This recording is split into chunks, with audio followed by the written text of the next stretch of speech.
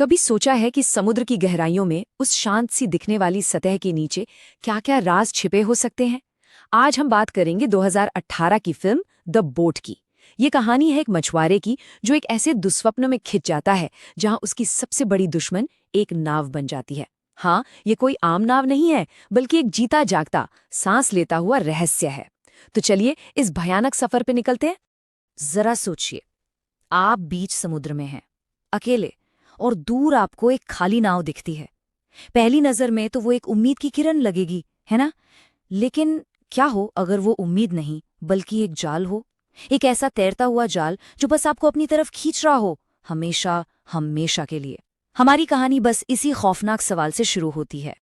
तो कहानी शुरू होती है एक बिल्कुल आम दिन से। हमारा हीरो जॉन एक मछुआरा है, बस अपनी रोजी रोटी के लिए समंदर में निकला है। उसे जरा भी अंदाजा नहीं था कि समुंदर आज उसके लिए कोई और ही जाल बिछाए बैठा है। जॉन अपना काम कर रहा था, सब कुछ शांत था, लेकिन समंदर का मिजाज आप जानते हैं, पल में बदल जाता है। अचानक एक घना दूधिया कोहरा उसे चारों तरफ से ऐसे घेर लेता है मानो किसी ने सफेद चादर डाल दी हो।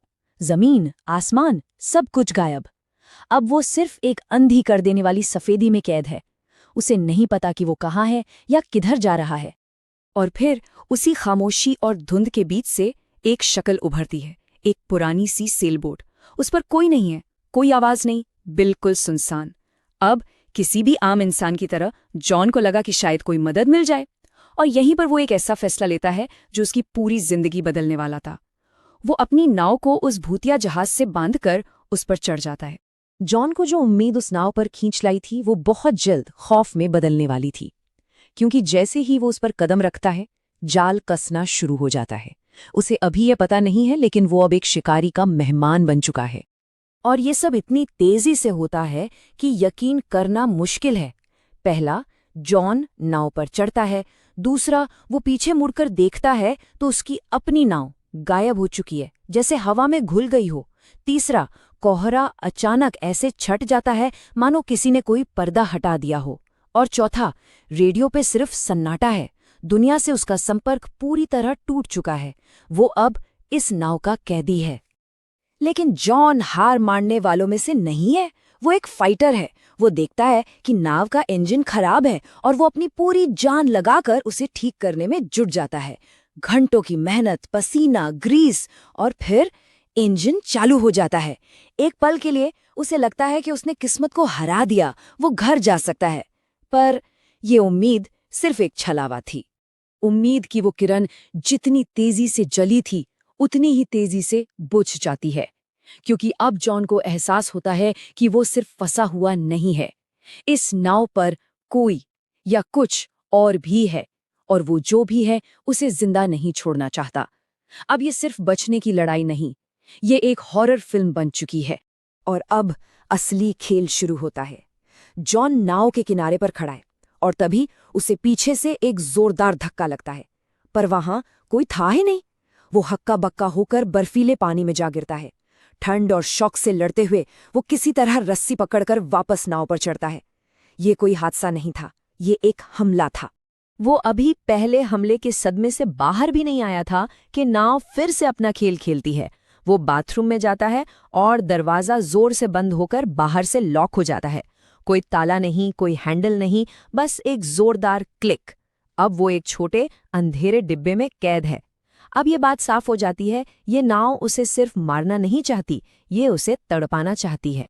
और फिर नाव अपना सबसे बेरहम खेल शुरू करती है। पहले दूर एक विशाल कार्गो शिप दिखाई देता है जो सीधे टक्कर मारने के लिए बढ़ रहा है। जॉन पागलों की तरह अपनी शर्ट लहराता है, मदद के लिए चीखता है, पर कोई उसे नहीं देखता। फिर वो नाव को रोकने के लिए एक रस्सी फेंकता है, लेकिन वो रस्सी उसी के गले में फंसकर उसका दम घोटने लगती है। और आखिर में एक कान फाड़ू आवाज के साथ विशाल जहाज टकराता है और जॉन बेहोश हो जाता है। जब उसे होश आता है तो वो उसी बाथरूम में है जिसमें अब तेजी से पानी भर रहा है। चोट, ठंड और हार से टूटकर वो हिम्मत छोड़ देता है। वो अब लड़ नहीं रहा, वो उस खामोशी से, उस अनदेखे दुश्मन से भीख मांगता है। चाहे तुम जो भी हो, प्लीज मुझे जाने दो। ये एक टूटे हुए इंसान की आखिरी आवाज थी। लेकिन कहते हैं ना, इंसान की हिम्मत इतनी आसानी से नहीं टूटती। उस टूटे हुए इंसान के अंदर कहीं एक लड़ाकू अब भी जिंदा था, और वो अपनी पूरी हिम्मत और दिमाग लगाकर इस तैरते हुए नर्क से भागने की आखिरी कोशिशें करने वाला है। और फिर वही रहस्यमयी क्लिक की आवाज, और बाथरूम का दरवाजा खुल जाता है, जैसे नाव कह रही हो, खेल अभी खत्म नहीं हुआ। जॉन इस मौके का फायदा उठाता है। वो जहाज पर पड़े टूटे फूटे सामान से एक छोटा सा राफ्ट बनाता है। उसका प्लान बड़ा सिंपल है, किसी भी तरह इस शापित नाव से दूर जाना है। लेकिन इस नाव की दुनिया में लॉजिक काम नहीं करता। उसकी ये योजना बुरी तरह फेल हो जाती है। टक्कर से इतना बड़ा छेद होने के बावजूद नाव डूबने से साफ इनकार कर देती है। ये तो कुदरत के नियमों के खिलाफ है। और जॉन का छोटा सा राफ्ट वो लहरों पर बस असहाय होकर बह रहा है। ऐसा लगता है जैसे नाव उसे एक अदृश्य रस्सी से वापस खींच रही है। वो भाग नहीं सकता। ये देखकर जॉन अपनी स्ट्रैटेजी बदलता है। वो सोचता है, अगर मैं इससे भाग नहीं सकता तो मैं इसे जीत लूंगा। वो अपनी सारी इंजीनियरिंग स्किल्स का इस्तेमाल करता है। वापस नाव पर चढ़ता है, छेद को बंद करता है, पानी निकालने के लिए एक हैंडपंप बनाता है और पाल को भी ठीक कर लेता है। वो इस भूतिया नाव को एक आम नाव में बदलने की जी तोड़ कोशिश कर रहा है, ताकि वो उसे काबू कर सके। सब कुछ ठीक हो चुका है, इंजन तैयार है, अब तो जीत पक्की लग रही है। वो इंजन चालू करता है और कुछ नहीं होता। नाव 1 इंच भी आगे नहीं बढ़ती। ऐसा लगता है मानो समुद्र के नीचे से किसी दैत्य ने उसे जकड़ रखा हो। यहीं पर जॉन का हौसला पूरी तरह टूट जाता है। उसकी सारी मेहनत, उसका सारा ज्ञान, सब बेकार था। अब तक जॉन लड़ रहा था, भाग रहा था, जीतने की कोशिश कर रहा था। लेकिन अब कहानी अपने सबसे खौफनाक मोड़ पर पहुंचती है, जहां उसे एहसास होगा कि इस खेल का सिर्फ एक ही नियम है, तुम कभी नहीं जीत सकते। उसे एक आखिरी उम्मीद की किरण दिखती है, एक और जहाज। जॉन अपनी बची कुची ताकत समेटकर पानी में कूद जाता है और उसकी तरफ तैरने लगता है।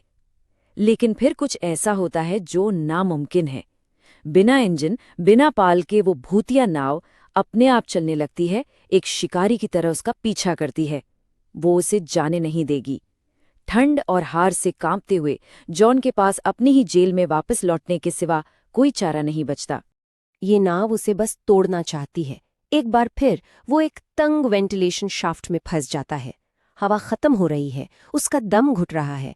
वो मौत से बस कुछ ही सेकंड्स दूर है। और तभी वही क्लिक की आवाज, दरवाजा खुल जाता है।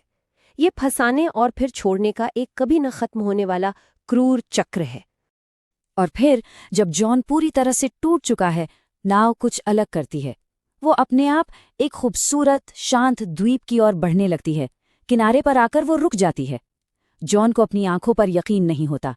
कांपते हुए कदमों से वो सूखी रेत पर उतरता है। जमीन, वो आजाद है। वो उस शापित नाव को वापस समंदर में जाते हुए देखता है और उसे लगता है कि उसका बुरा सपना आखिरकार खत्म हो गया। लेकिन ये आजादी एक और धोखा थी। कहानी का सबसे क्रूर मजाक तो अभी बाकी था। द्वीप को पार करके जब वो दूसरी तरफ पहुंचता है तो जो मंजर उसकी आंखों के सामने है वो नामुमकिन है।